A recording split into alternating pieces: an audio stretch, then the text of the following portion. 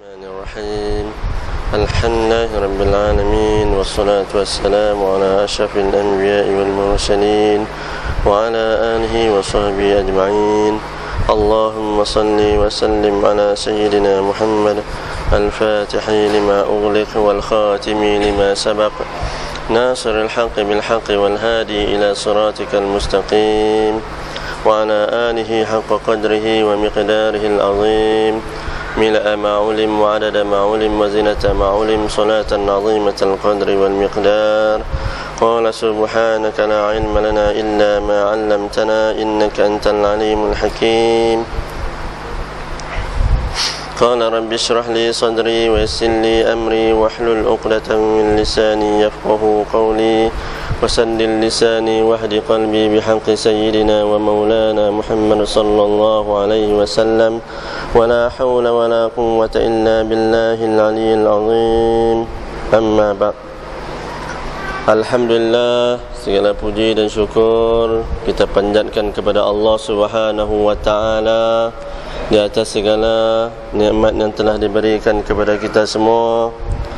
Dan seterusnya terima kasih kepada Ayahanda Tuan Imam, pegawai-pegawai masjid, ahli jawatan kuasa, tuan-tuan, puan-puan, hadirin, hadirat, muslimin, muslimat, abang-abang, kakak-kakak, mak-mak dan juga ayah-ayah semua.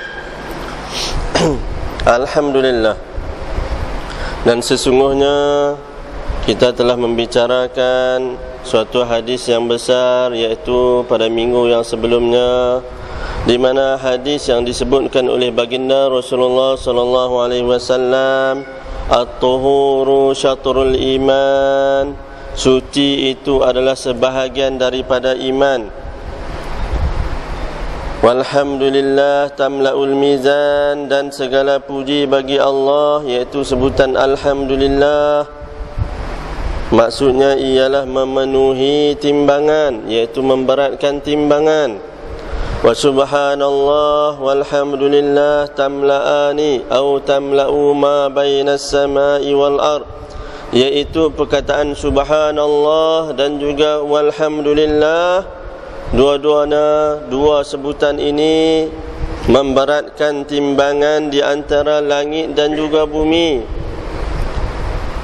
Baginda Rasulullah mengatakan di sini ialah umpama langit dan juga bumi, sedangkan kita tahu langit sendiri pun kita tidak mampu untuk mencapainya. Di mana pun kita tak tahu titik yang terakhirnya.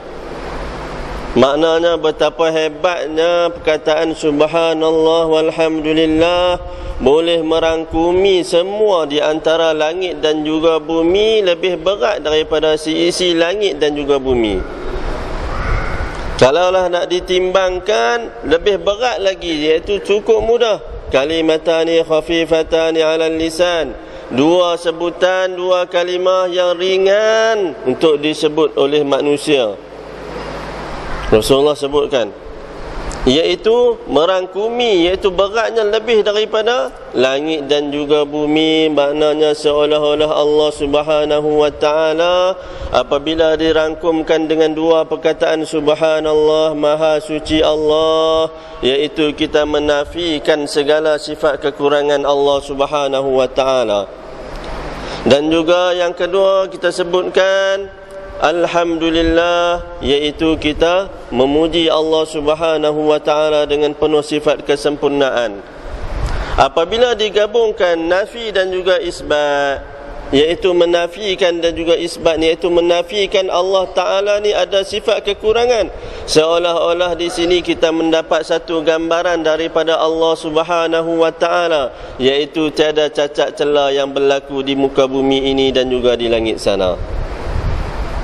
Mungkin itu maksudnya, no? Sebutkan sebutan subhanallah walhamdulillah, maknanya tak ada langsung sifat kekurangan ataupun sebarang kekurangan yang ada di langit bahkan yang ada di dunia ini. Itu seolah-olah nak menggambarkan kepada kita bahawa Allah Subhanahu wa ta'ala ni sungguh hebat ciptaannya, no? Kemudian wassalatu nurun, sembahyang itu adalah cahaya. Dan wassadaqatu burhanun, sedekah itu adalah bukti. Was-sabru dhiya'un, dan sabar itu adalah sinaran. Wal Qur'anu hujjatun laka aw 'alaika, dan Quran itu akan menjadi hujah kepada kita ataupun dia akan mendakwa kita suatu hari nanti. Al-Quran yang kita sentiasa membacanya di dalam sembahyang, adakah dia boleh menjadi peguam bela bagi kita ataupun dialah yang akan mendakwa kita suatu hari nanti?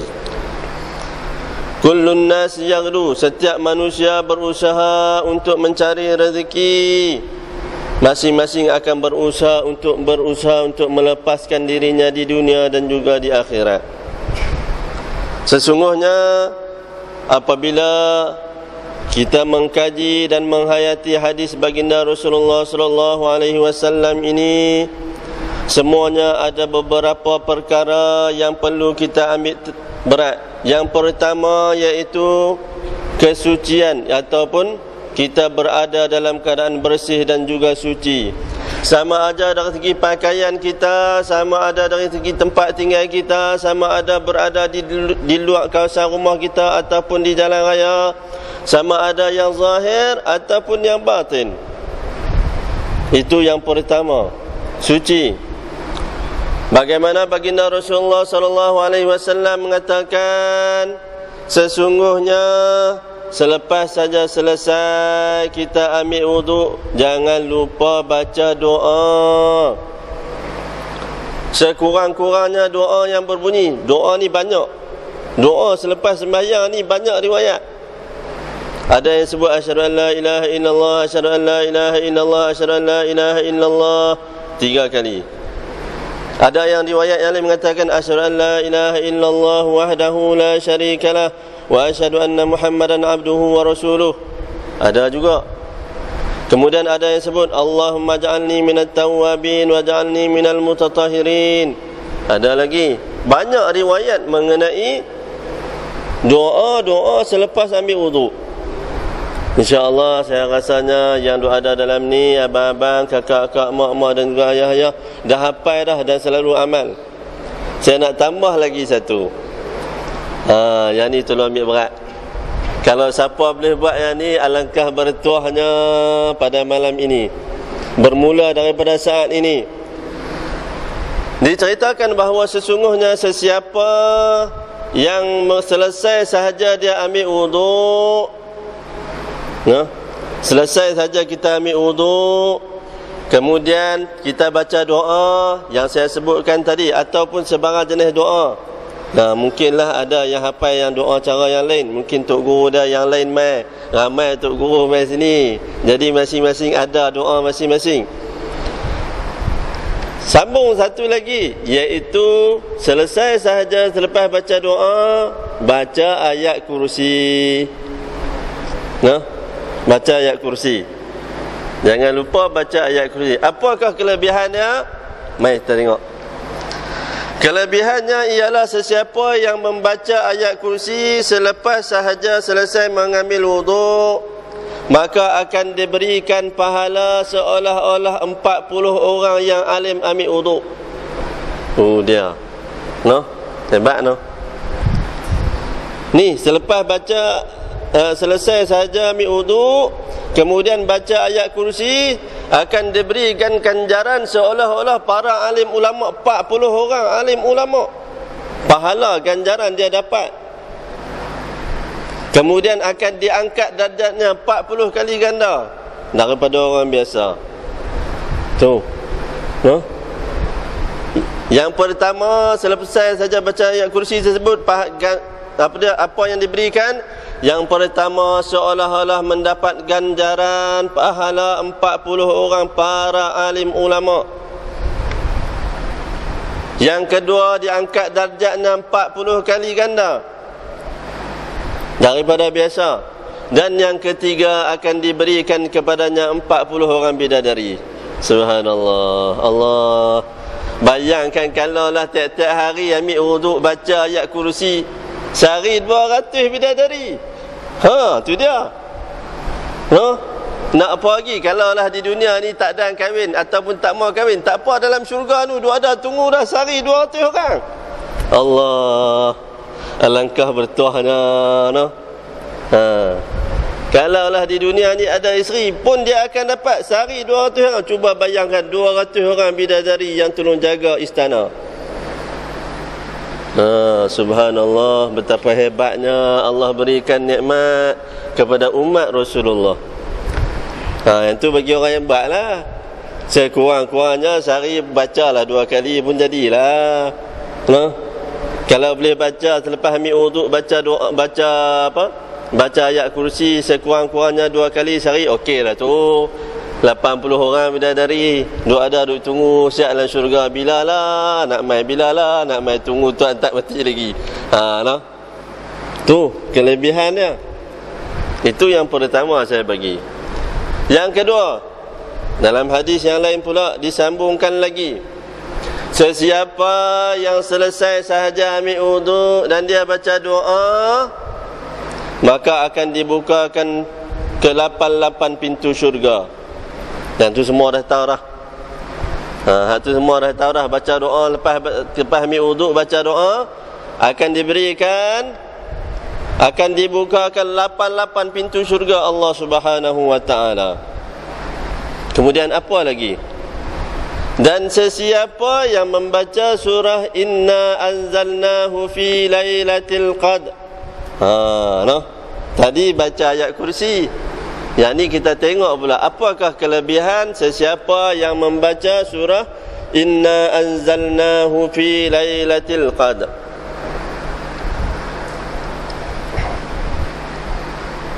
Maka baginda Rasulullah mengatakan, sesungguhnya orang tersebut diberikan ganjaran pahala selama 50 tahun, seolah-olah dia beribadat selama 50 tahun, di mana 50 tahun tersebut pada waktu siangnya dia berpuasa dan pada waktu malamnya dia bersembahyang malam, qiyamul lail. Selama 50 tahun seolah-olah seseorang tersebut beribadah selama 50 tahun, waktu siangnya berpuasa dan waktu malamnya qiyamul lail. Bayangkan 50 tahun, umur saya tak sampai lagi, baru 36. Baru 36. Allah berikan ganjaran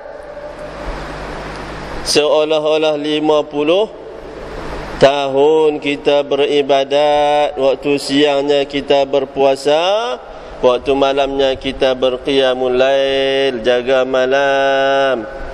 Siapa yang nak bagi? Kita sendiri pun tak mampu nak buat. Kalau setiap hari puasa, malam pula qiyamul lail, 3 hari 3 malam, jawapan dia tidur tak tahu, entah-entah tak bangkit dah. Entah-entah tak bangkit dah. Punya letih sangat. Makan pun tak. 3 hari berturut-turut tak makan. Malam pula qiyamul lail, mula daripada maghrib sampai subuh duduk sembahyang sunat. Di kalangan para alim ulama, bolehlah para wali Allah Subhanahu wa ta'ala, Imam Syafi'i khatam Al-Quran di antara maghrib dengan isyak 1 jam je. Imam Syafi'i ambil masa 1 jam untuk khatam Al-Quran. Bayangkan Imam Syafi'i khatam Al-Quran, diceritakan, diriwayatkan hanya ambil masa di antara maghrib dengan isyak. Kita Allah baca surah Baqarah ataupun setengah juzuk pun tak tentu lagi boleh habis sebelum nak masuk waktu isyak. Itu dia ganjarannya. Betapa hebatnya sesiapa yang membaca surah Inna anzalnahu fi lailatul qadr. Kemudian dah disebutkan, dah bisa teringat Inna anzalna, saya ceritakan lagi satu lagi sebahagian daripada rahsia, hikmah ataupun kelebihan surah Inna anzalnahu fi lailatul qadr. Apabila tibanya hari Jumaat, ni amalan ni, sebahagian daripada amalan.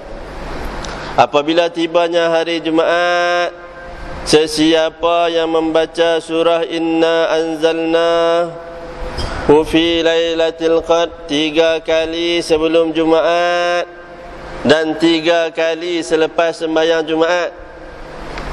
Pada hari Jumaat lah, hari lain tak ada lah. Hak ni khusus pada hari Jumaat saja. Sesiapa yang membaca surah Inna anzalnahu fi lailatul qadr 3 kali sebelum sembahyang Jumaat dan 3 kali selepas sembahyang Jumaat, maka Allah akan berikan ganjaran sebanyak mana orang yang sembahyang Jumaat seluruh dunia pada hari tersebut. Subhanallah. Allah ni dia maha kaya, dia boleh bagi kepada kita. Adakah khusus kepada lelaki saja yang pergi sembahyang Jumaat? Wallahu alam, tidak diceritakan. Jadi kakak-kakak dan juga mak-mak pun boleh buat. Pukul 12 bacalah 3 kali surah Inna anzalna. Pukul 2.30 ataupun pukul 3 bacalah 3 kali surah Inna anzalna. Yang ni tak disebutkan, tak cerita, cuma diceritakan, dikatakan yang sedemikian rupa. Jadi tidak dikhususkan hanya kepada lelaki. InsyaAllah kalau mak-mak dan juga kakak-kakak boleh buat, InsyaAllah dengan rahmat dan juga nikmat daripada Allah Subhanahu wa ta'ala, Allah boleh bagi seolah-olah sembahyang, siapa yang sembahyang Jumaat pada hari tersebut.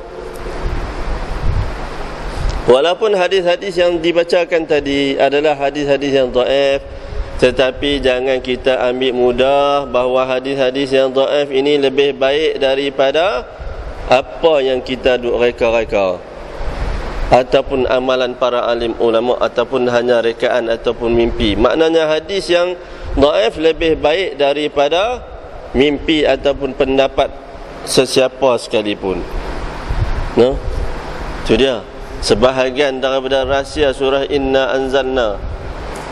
Baca sebelum sembahyang Jumaat 3 kali, selepas sembahyang Jumaat 3 kali, insya-Allah dia akan memperolehi ganjaran pahala siapa sahaja yang sembahyang Jumaat pada hari tersebut. Bukan dalam masjid tu saja, bahkan kalau dah di Langkawi ni ke seluruh negeri Kedah ke seluruh Malaysia hari tersebut hari Jumaat, maka dia akan dapat ganjaran keseluruhannya. Allah. Jangan tu ada lagi amalan-amalan yang lain banyak lagi, tapi saya bagi yang mudah-mudah dulu. Bagi boleh buat, tak bagi semua sekaligus tak ada nak buat, kata banyak malam ni. Tak payah. Buat yang tu dulu insya-Allah. Itu yang pertama Rasulullah titik beratkan, iaitu kesucian, di mana Rasulullah menggalakkan kita ni sentiasa tajdidul wudu, sentiasa memperbaharui wudu kita. Rasulullah menyebutkan bahawa sesungguhnya seseorang yang dah ada wudu, kemudian dia ambil wudu yang kedua, seolah-olah cahaya di atas cahaya. Maknanya lagi berterang-teranglah sinaran yang akan dipertunjukkan oleh Allah Subhanahu wa ta'ala suatu hari nanti. Bukan tunggu habis wudu saja, tak. Bukan tunggu habis wudu saja, tak. Terus saja ambil. Kemudian ada satu kisah bagaimana di Yaman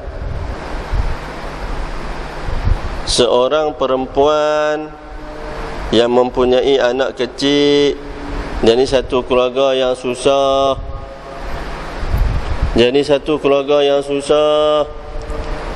Maka waktu tersebut, ni cerita lama lah, cerita lama, dikisahkan dan diriwayatkan bahawa sesungguhnya perempuan ini apabila mendengar sahaja suara azan, apabila dia dengar orang azan, maka dia terus cepat-cepat pergi ambil wudu. Dia cepat-cepat pergi ambil wudu. Dan kemudian dia sembahyang. Maknanya selesai saja azan, dia pun sembahyang. Apabila dalam sembahyang tersebut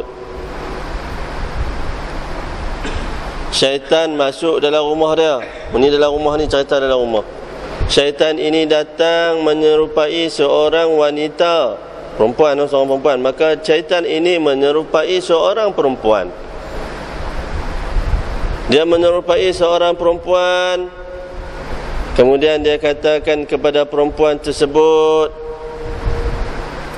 sesungguhnya masa perempuan tersebut sebelum dia ambil wuduk, dia sedang duduk bakar roti. Dulu ni ada gandum, dia tanam gandum, ambil gandum, kemudian tumbuk ayak, lepas ayak tu bancuh gaul jadi tepung, kemudian barulah buat jadi roti. Perempuan ni sedang duduk bakar roti. Apabila sedang bakar roti, azan berkumandang. Maka dia berhenti. Dia tinggal roti dia tu duduk atas dapur tu. Dia terus pergi sembahyang. Dia pergi ambil wuduk, kemudian dia sembahyang. Dia baru nak pergi sembahyang. Dia ambil wuduk, dia tinggal dia nak sembahyang. Kemudian ada orang ketuk pintu. Maka dia pun bukalah pintu. Ni cerita. Tadi saya terlupa. Bila dia buka pintu, adalah seorang perempuan yang tua, iaitu syaitan menyerupai seorang wanita yang tua. Dia tanyakan kepada perempuan tersebut, hang buat apa? Kemudian perempuan tu kata, aku nak sembahyang. Kemudian perempuan tu kata, aku nak sembahyang. Tetamu perempuan tu tadi kata, bukankah tadi kamu sedang duk bakar roti? Bukankah tadi kamu sedang bakar roti? Tu roti kamu dah hangit, aku bau hangit. Perempuan tu kata, perempuan tu kata, aku bau roti hangit. Kemudian perempuan yang tuan rumah ni kata, tak apalah, biarlah roti itu nak hangit. Tiada panggilan yang lebih baik daripada panggilan Allah Subhanahu wa ta'ala, iaitu azan. Tiada panggilan yang lebih baik daripada panggilan Allah Subhanahu wa ta'ala. Kemudian tak apa, perempuan tu tua tu minta izin keluar daripada rumah. Dia keluar daripada rumah. Perempuan tadi, tuan rumah tadi, dia pun pergi sembahyang. Dia tak peduli roti dia terbakar atau tak terbakar, biar pergi. Dia kata biar pergi. Dia pergi sembahyang. Sedang dia bersembahyang, perempuan tetamu tadi yang syaitan, yang menyerupai syaitan tadi, dia masuk balik dalam rumah perempuan tu. Dia masuk balik, dia ambil budak tersebut, anak perempuan tu, dia letakkan di dalam dapur, atas dalam periuk tu. Diletakkan di atas bara api. Dia letakkan budak tu di atas bara api. Kemudian dia keluar, lari keluar. Baliklah suaminya. Suatu ketika suami dia balik, tengok isteri dia tak ada. Dia menuju ke dapur. Apabila tengok di dapur, anaknya sedang duduk di atas bara api, tetapi tidak terbakar. Tak terbakar. Suami dia ni tengok punyalah takut, terkejut sangat. Tak angkat budak tu, punya terkejut. Dia lari pergi berjumpa dengan Nabi Isa alaihissalam. Ni kisah zaman Nabi Isa. Kisah zaman Nabi Isa.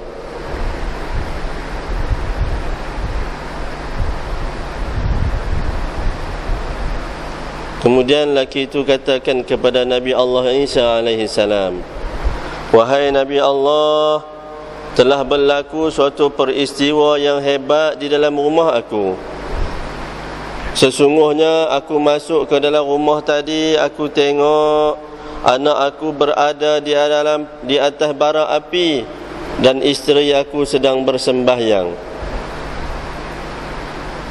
Kemudian Nabi Isa kata, tunjukkanlah kepada aku. Maka lelaki tersebut, pemuda tersebut, bawalah Nabi Musa pi ke Nabi Isa, bawa pi ke rumah dia.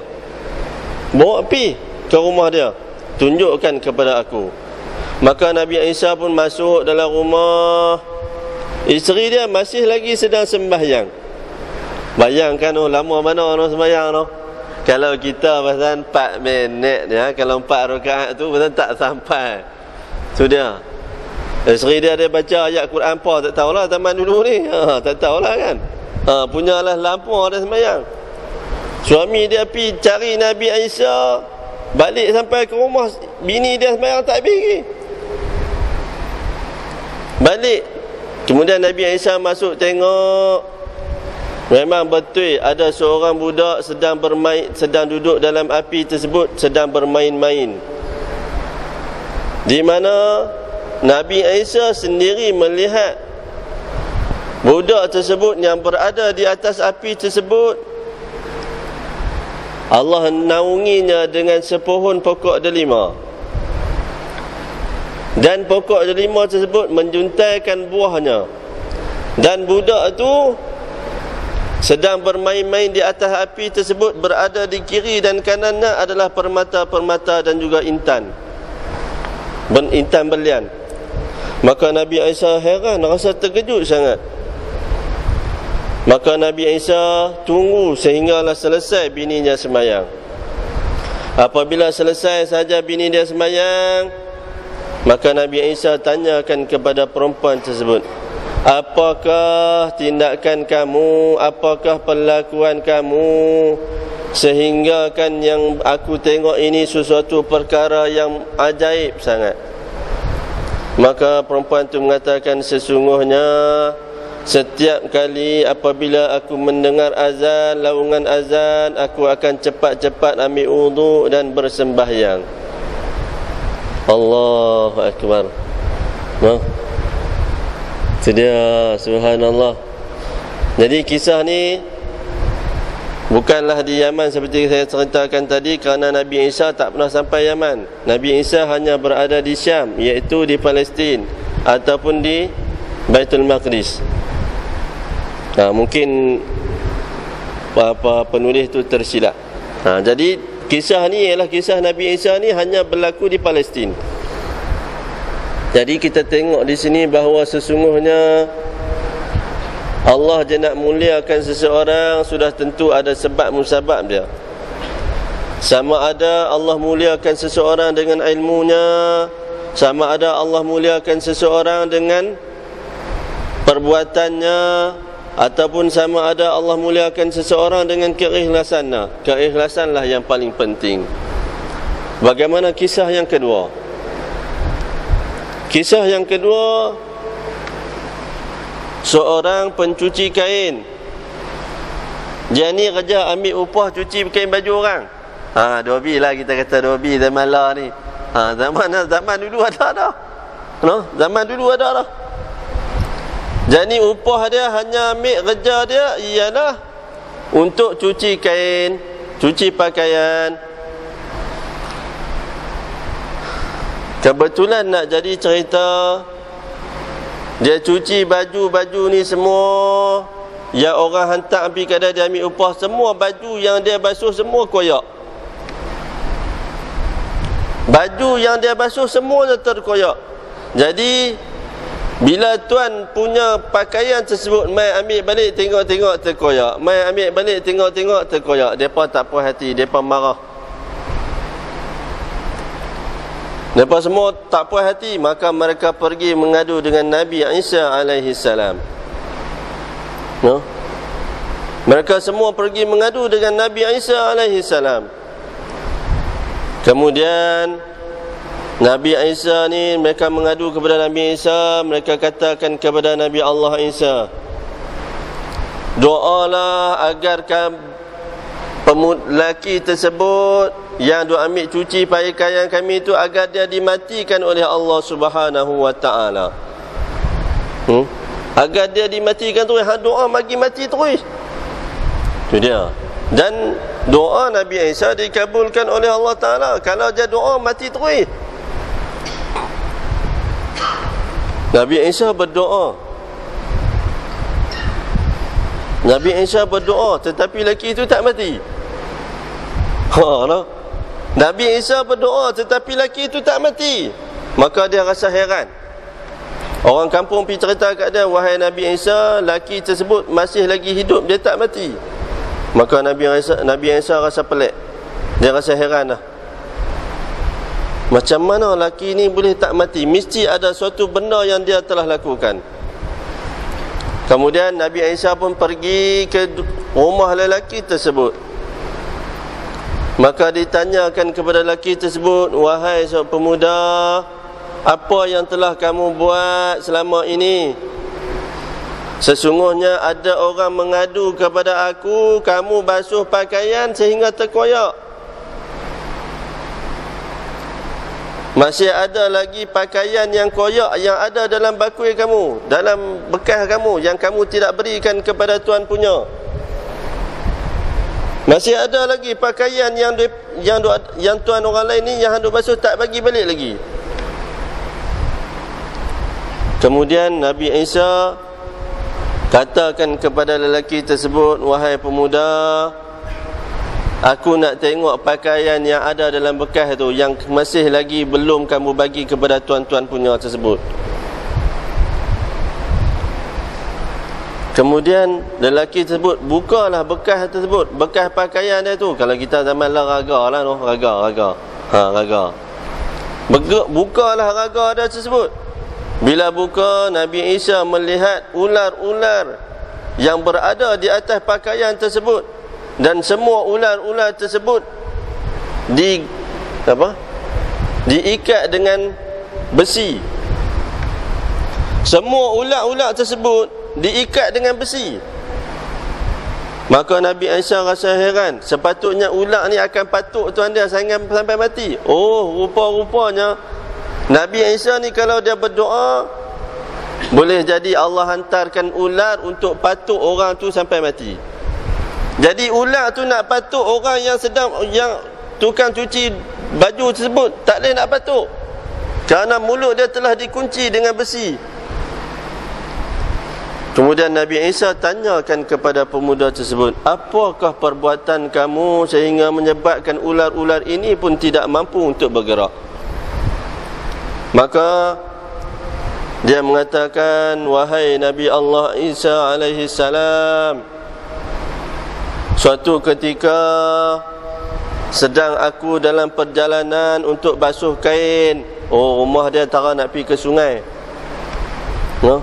Rumah dia tu nak pergi ke satu telaga tu ada jarak dia. Jadi dia nak pergi basuh kain tersebut di telaga tersebut.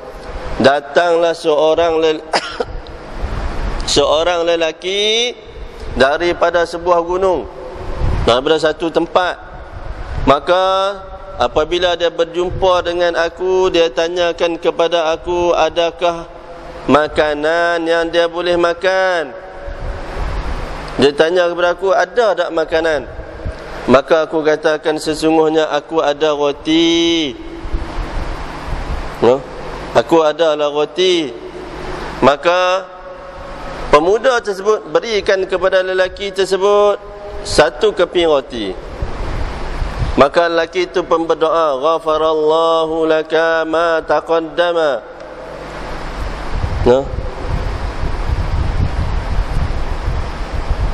Allah ampunkan dosa-dosa kamu apa yang telah lalu.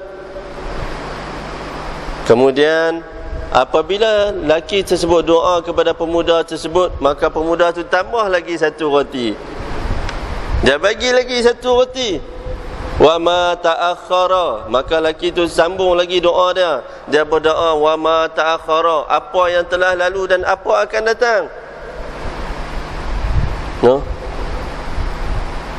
Kemudian lelaki itu, pemuda itu bila dengar lelaki itu berdoa, dia tambah lagi satu roti dia. Sedangkan dia hanya ada 3 keping roti sahaja dalam paket dia. Dan dia bagi semua kepada lelaki tersebut. Pemuda itu bagi semua pada lelaki tersebut. Maka lelaki tersebut dia berdoa tambah satu lagi, iaitu hafazakallah, iaitu Allah memelihara kamu. Yang ketiga. Apabila kali yang ketiga tersebut, dia doa tersebut untuk kali yang ketiga, lelaki tersebut doa kepada pemuda tersebut, maka lelaki tersebut pun minta berunduklah dia pergi tempat lain. Maka itulah kisahnya, wahai Nabi Allah Isa alaihi salam. Rupa-rupanya lelaki yang dapat roti tersebut, yang ambil roti tersebut, rupa-rupanya adalah salah seorang abid, orang yang ahli ibadah, di mana doanya dikabulkan oleh Allah Subhanahu wa taala. Dengan berkat 3 keping roti, pemuda tersebut terselamat daripada dipatuk oleh ular-ular yang bisa. Subhanallah. No?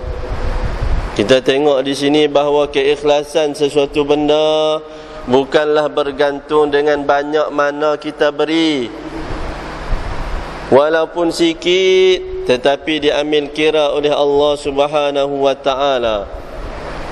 Sebab itulah ada syair mengatakan, laisal faqiru man malakal qalil. Bukanlah orang yang miskin itu yang hanya ada harta yang sikit. Innamal faqiru man talabal kasir. Bahkan sesungguhnya orang yang miskin ialah orang yang masih lagi sentiasa meminta-minta ataupun berusaha untuk menjadi kaya raya. Tu pepatah Arab ataupun satu syair Arab. Bukanlah orang yang miskin itu yang mempunyai harta yang sedikit, tetapi orang yang miskin tersebut ialah yang masih lagi berusaha untuk mengayakan diri dia sendiri. Kerana apa? Orang yang kaya ini dikira miskin di sisi Allah Subhanahu wa taala. Dia rasa tak cukup lagi. Kerana apa? Kerana dia merasakan kalaulah dia kaya, dia boleh buat macam-macam. Sedangkan kalaulah orang tu kaya, dia lebih memerlukan kepada orang lain. Dia nak jalan pun takut, dia kena ada bodyguard. Rumah dia nak buat rumah kayu tak berani, kena buat rumah batu, siap dengan pagar, siap dengan kamera, semua ada. Takut orang curi. Maknanya dia lebih memerlukan orang lain, benda lain daripada harta dia tersebut. Sebab itulah ulama' tasawuf mengatakan orang yang memungut harta, yang mengejar harta dunia, itulah orang yang miskin di sisi Allah Subhanahu wa taala. Karena lagi dia banyak dia kumpul harta, bermakna lagi miskin dia itu. Semakin dia semakin miskin hatinya, kerana dia hanya nampak tentang dunia semata-mata. Itu dia. Tu pesanan daripada para alim ulama.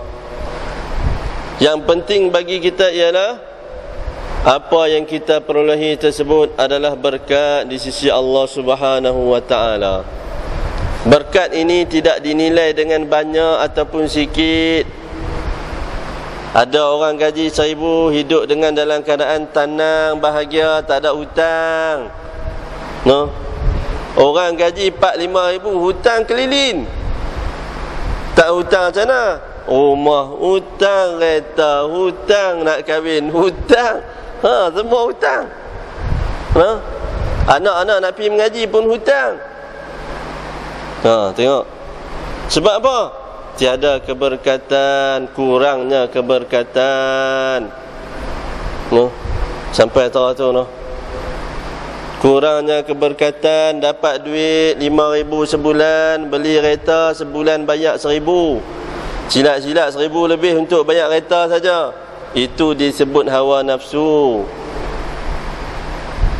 Tambah hutang lagi. Tambah pula guna 5 tahun. Allah, lama dah kereta ni, cemui dah, kereta baru keluar banyak. Tukar pula kereta baru pula, dia tambah lagi hutang. Yang tu disebutkan orang yang ikut hawa nafsu. Tak kira siapa sekalipun, hang mai ulama tinggi terang mana pun, macam tu lah jawapan dia. Duk main ceramah terang mana pun, tengok-tengok main. Tu dia kereta BMW, Volvo. Duk bayar hutang tu saja, duk bayar kereta tu saja. Sebulan sampai 1,000 lebih. Ada yang sampai 2,000 sebulan. Yang tu dikira oleh para alim ulama. Usaha untuk mengejar dunia semata-mata untuk kepuasan. Allahu Akbar. No? Kita ni sepatutnya bersyukur dengan Allah Subhanahu wa ta'ala, kerana Allah berikan limpah dan rahmatnya kepada kita semua. Walaupun kita ni taklah kaya sangat, senang pun tidak, boleh kata sederhana, masih lagi ada ruang waktu untuk menuntut ilmu. Sedangkan orang yang kaya, mereka tak ada masa. Sebab apa? Duk ligan projek baru tu. Projek hak nak main, projek hak ni nak main. Langkawi ni tambah-tambah Langkawi pula. Tempat projek. Tempat projek. Ni Langkawi nak buat 4,000 bilik lagi ni. 4,000 bilik hotel lagi ni. Nak tambah lagi hotel. Sekurang-kurangnya ada 4 lagi hotel, 5-6 bintang lagi akan naik di Langkawi. Siapa yang dapat projek tu? Semua tu masing-masing. Pakat duit ligan yang tu sampai tak dan ke rumah Allah Subhanahu wa ta'ala. No? Allahu Akbar. Jadi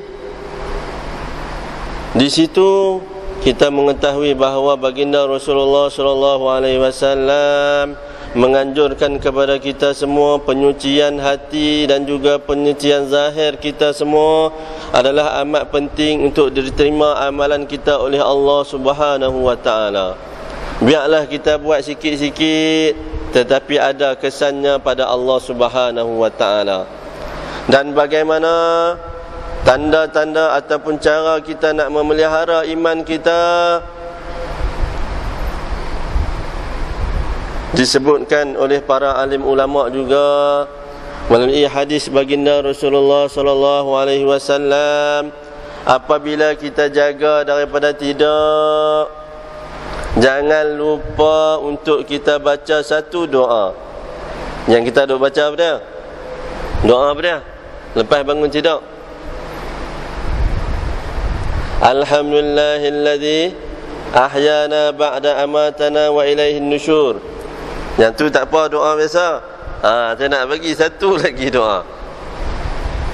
Yang ni amalan bagi sesiapa yang jaga daripada tidurnya, iaitu bacaannya ialah Subhanaka la ilaha illa anta.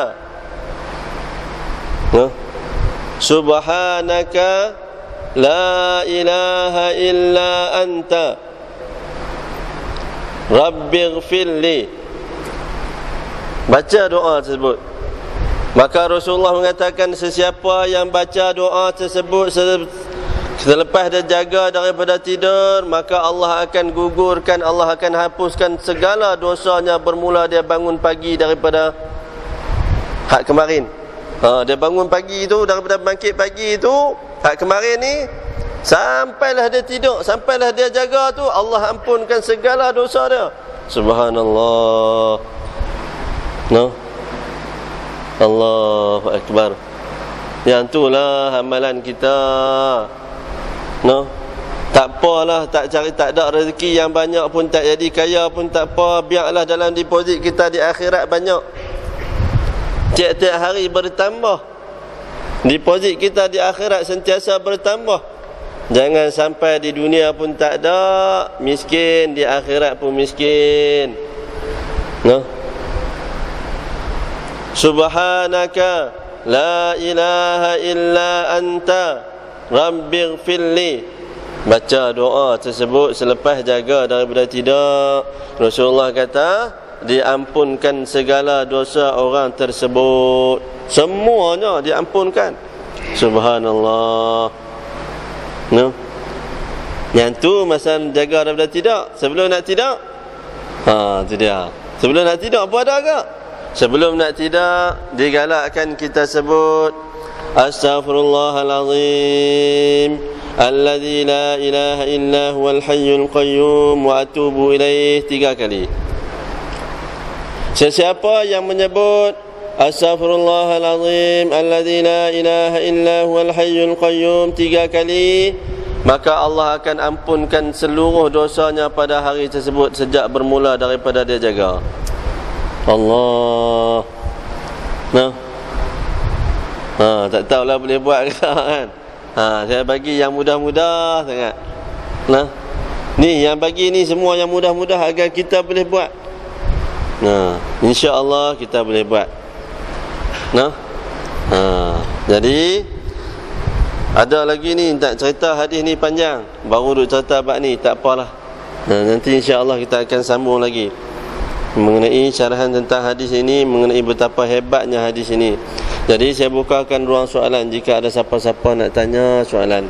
Abang-abang, kakak-kakak, mak-mak ataupun ayah-ayah ada soalan nak tanya, boleh tanya. Ada tak? Ada? Tak ada? Kalau tak ada, tangguh pada minggu hadapan insya-Allah. Tu tanda alhamdulillah pakat faham lah ka. Alhamdulillah pakat faham lah ka. Jadi sebelum nak tidak, baca astaghfirullahalazim alladzi la ilaha illa huwal hayyul qayyum wa atubu ilaih 3 kali. Maka insya-Allah akan diampunkan segala dosanya pada hari tersebut. Dan apabila jaga, bacalah subhanaka la ilaha illa anta rabbighfirli, maka diampunkan juga segala dosa-dosanya. Maknanya setiap hari kita sentiasa diampunkan dosa oleh Allah Subhanahu wa taala. Sudah tentulah tidak lain dan tidak bukan syurgalah tempat selayaknya bagi orang ahli yang bertakwa dan juga orang yang beriman. Dan selepas sembahyang, selepas ambil wuduk, jangan lupa baca doa. Selepas baca wuduk, ambil wuduk, bacalah doa. Asyhadu an la ilaha illallah wahdahu la syarikalah wa asyhadu anna sayyidana Muhammadan abduhu wa rasuluh. Tak apalah, bacalah insya-Allah.